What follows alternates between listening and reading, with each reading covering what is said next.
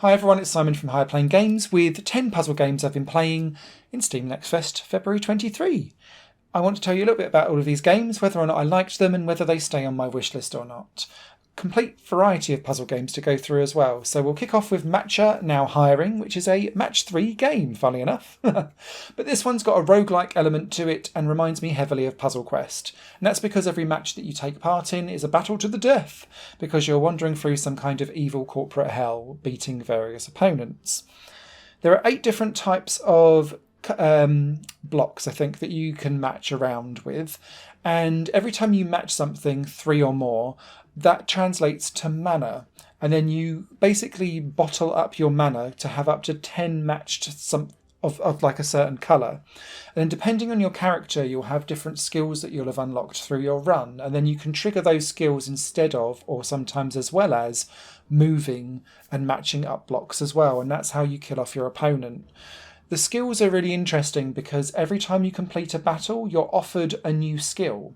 So you can constantly swap things out, or you can choose the same skill again and reduce down the amount of mana that it takes to trigger something or beef it up, depending on what that kind of levelling up system for that skill is. There was also a currency going throughout as well, and every time you cleared a boss at the end of a run of 4 or 5 battles, you also unlocked a permanent trait to your character that boosted things up. And this seemed to be a bit more around status ailments, with things like I'm angry, so therefore like consecutive moves of the same type of tile would increase its potential damage and things like that. So I quite enjoyed this. My main criticism of this game is that it felt quite slow because everything has like a drawn out transition to it. And so it didn't feel nearly as quick and responsive as other match 3 games, particularly Puzzle Quest, funny enough. So I think that might drag some people down with it. But I quite enjoyed its atmosphere and it's staying on my wish list. The next game up is absolutely staying on my wish list because I have really enjoyed this, and it's called Boxes Lost Fragments. Now, funny enough, at the same time as Steam Next Fest, I'm playing through and getting to review a game that I bought called Doors Paradox. And I don't know if it's by the same people, but I'm assuming it is, because what Boxes Lost Fragments is all about is like little toy box puzzles that you need to like twist levers, pull back like covers, find little hidden things and solve tiny little puzzles where you're moving contraptions so that you slowly unlock and open up the puzzle chest, and inside is something you need to collect. There's a weird kind of overarching story which doesn't make any sense in a demo because it just gives you 2 random levels to play with. But it's probably doing something about your psyche, which seems to be what this style of game all goes on about, where you're trying to paint a background of yourself as you go through. But the key thing with all of this is that these are bite-sized puzzles that take anywhere from 3 to 10 minutes to solve. There are a hint system there to help you along if you do get stuck, but it doesn't totally solve the puzzle for you. I find these really engrossing, and this one just looks like another fantastic one to the collection, so definitely staying on my wish list and probably a day one. The next game up is also going to be a day one because this is probably my favourite in the whole list, and it's called The Darkest Files. Now, I debated whether or not this should go into a different list that I'm planning to do around story-rich games and point-and-click adventures, because this is a detective case-solving, going-to-court style game. You are in the 1950s Germany trying to deal with war crimes from World War II and holding people to account. And what you're doing is staying in your stylistic detective house, sorting through various different case files, getting your secretary, Paula, who seems like she's German but also Australian, depending on what her accent decides to do, which I thought was quite funny. She'll go out and get files and organise witnesses or potential suspects to come in and be interviewed for you. And you have to like read the case files, go around the footage and understand what's going on and talk to these people and decide when to interrupt and offer up different evidence. I found it really engrossing, well acted, well staged. The demo gives you a really meaty topic to get into. And what I also loved about this game is that as people tell their story, you're transitioned into their memory. And a little bit like the game Remember Me, but not really. You're not piecing together the memory, but you're able to walk around in it and highlight different things and have conversations about trying to get additional information that you can then use in conversation later, because it's unlocking more branches for you to talk through. I found this engrossing. This has gone from I was quite curious about it, to I want to buy it. And yeah, this is excellent, stylised, gritty courtroom drama, detective work. Can't recommend it enough. The next game on this list is called A Guidebook to Babel, or Babel. I'm not quite sure how you pronounce that. But this is a butterfly effect puzzle game. The idea behind this is that as you're going through the various different scenarios in the story, which is about shooting a film and then like having things go wrong, whatever's gone wrong, you can rewind back the scene that you're in and try and rewrite different parts of it and change the outcome of what's going on so that the end effect doesn't happen, and then you cause a butterfly effect. So the opening level is all around the Book of Babel, the guidebook that this game is named after, burns into a crisp at the very beginning. And so what you're doing is trying to solve very simple things to make sure that the book doesn't get burnt by moving something out of the way, by causing different effects to happen. And it was really cool to see how tiny things can change a story's permutation in one thing, but then that triggers off another problem elsewhere. And I found this comedic, funny, light-hearted, but very fun to kind of dive into. So yeah, this is essentially Butterfly Effect, the comedy drama, but it works really well as a puzzle game, and this is staying on my wish list too. The next game, staying in the cinematic world, is called It's a Wrap, and I debated whether or not this should be a puzzle game or a platformer, because it's both really. The idea is that you're playing as a stuntman, and what you're doing is, from a platform perspective, making sure that you can survive the scene by navigating, by running and doing jumping and wall jumping and a bit of like wall sliding. Very basic platforming to get across the scene. But what you're doing is triggering in the puzzle underneath all of the different effects that are in the scene at the same time. So it could be a boulder chasing you down a hill, but then in the next level there's an avalanche coming from one side, but you're also in a boat on the other side about to jump over a mountain crossing. So you're trying to move the timelines of each so that they intersect and don't cancel each other out and kill you. This gets more and more complicated as you go through each scene, and I absolutely love the idea and the concept behind this. And it reminds me, probably the best way to describe this game is if you play one of those bridge connector style games, but you're controlling the cars. That's what It's a Wrap is, and this went from a that looks quite cool to a yes, I'm grabbing that on day one as well. The next game up is a real curious one called Blue Fish Yokohama. And this has a really cute retro Japanese old school soundtrack going on with like spitting vinyl in the background. But the idea is that you're playing as this blue fish that jumps from plate to plate of ramen in your ramen bar. And you need to eat every single plate of ramen without landing in dry land, basically, because the ramen is obviously ramen soup, so you're quite safe in there whilst you're eating it, and then when you've got to leap to the next bowl as you go along. The different coloured bowls have different intensity of heat, which then means that you will jump further. So sometimes you'll jump once, twice or three spaces.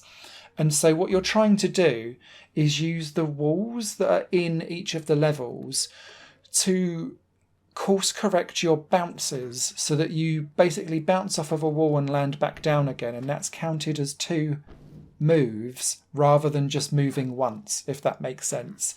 So I found it quite cutesy and fun. The demo's quite generous. It gives you 20% of the game, and what I was starting to think with this one is less around it's quite fun and interesting, but actually this is going to be a very succinct and short experience, because there's a real logical method to how you can go around doing these levels. And once you work out what it's trying to get you to do, quite a lot of those levels felt very easy. So this is a tentative for me, and my purchase of this one will be dependent on the price point. But I thought it was quite a cool, unique vibe and interesting experience. Sticking with the fishy Japanese food world, we have Sushi for Robots. And this game didn't gel with me stylistically, and whilst the puzzle mechanics were totally fine, I don't know what was stopping me from enjoying this one more than what it probably should do, so take what I'm saying with a pinch of salt. With Sushi for Robots, you have sushi of certain colours and robots of certain colours, and you need to get the sushi of the same colour to the robot of the same colour within a set move time limit. And what you're doing with this is putting down like colour cleanser palettes to change the type of sushi as it moves around the different conveyor belts. Or you're putting in tiles to whip it and like circumnavigate or move between different conveyor belts so that they can reach the robot in the right time. So it was around kind of speeding up automation and making things coloured at the same time.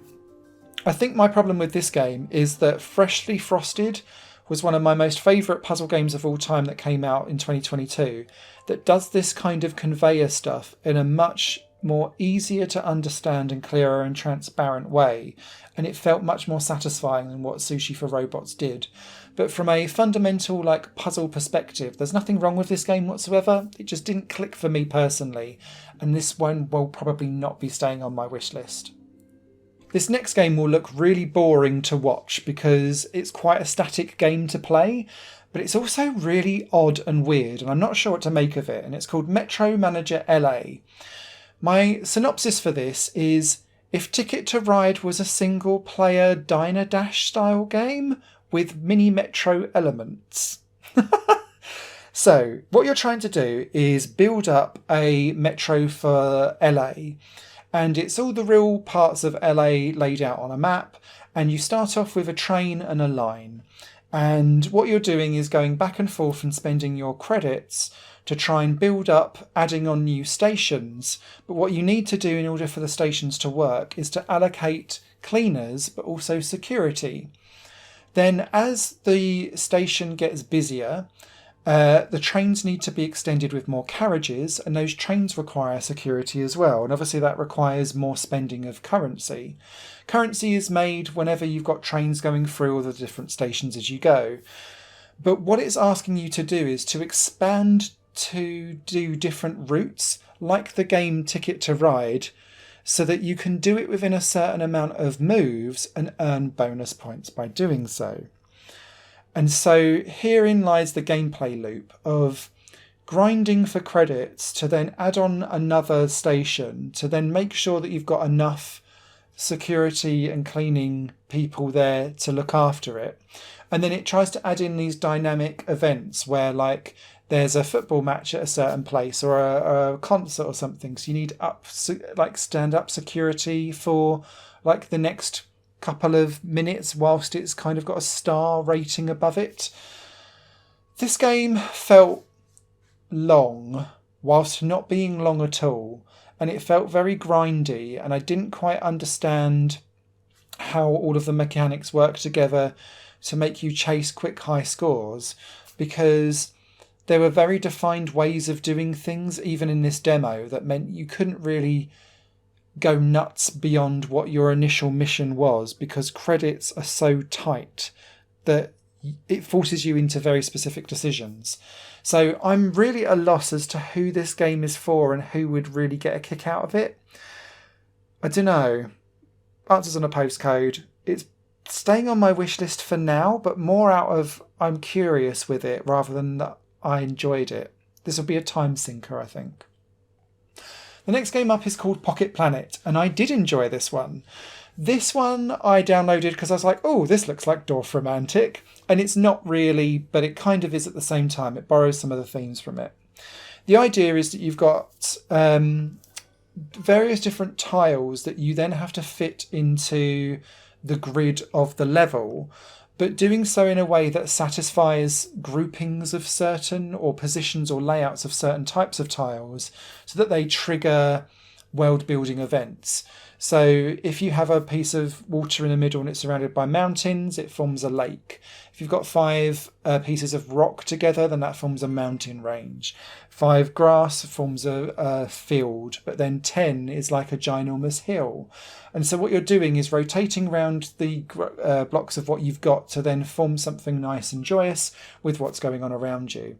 I quite like the fact that when you started building out forests, a little bear was in there and you could stroke it. It felt very wholesome. The levels were largely quite easy to complete, especially as you only needed to complete like one objective to then move on. The demo was implying that it starts to become a bit more complicated later on down the line, and that's really my main concern with this, was that it was super easy and breezy, but that fitted with its vibe really well. So this one's going to be for the wholesome puzzle gamers rather than the hardcore puzzlers, but it certainly nails its aesthetic and vibe down really well. The final game on this list is called the Star Named EOS, which I think could probably also go into the story-rich category as well as the puzzles. But the way how this game plays out is that it gives you this beautiful narrative of going around taking photos and discovering, being creative and making sure that you can find magic in the everyday items around you. And then what it does is it places you into different locations that are just full of a little bit of hidden object puzzling, but everything is based around taking real notice of all of the small details in the world around you. So for instance, in the bedroom, which is where it puts you in the demo, you've got like a storybook where a page is ripped out and missing, and then that tells you what you need to do for a certain puzzle where there's like lights on the main character's motif and a slightly different part of the flower is coloured in. That then tells you what buttons you need to press on a flower of a petal that's on the front of a music box, which then gives you something else. And then there's like motifs on the wall that symbols that if you're not looking just blend into the environment, and so you don't know how to crack a code for a safe, that kind of thing. So I really enjoyed the aesthetic and the style of this.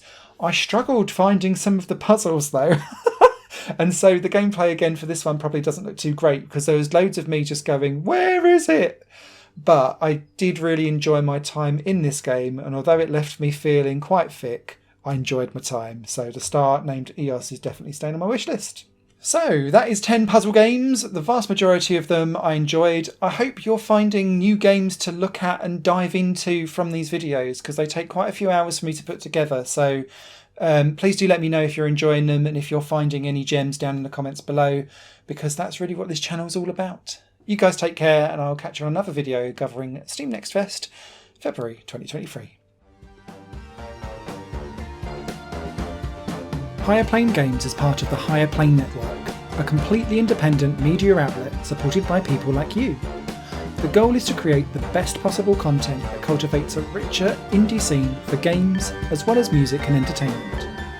To find out more and to get involved, visit patreon.com/higherplane-network. Your support makes all the difference, and in return you'll gain access to bonus content and downloads. Thank you for watching.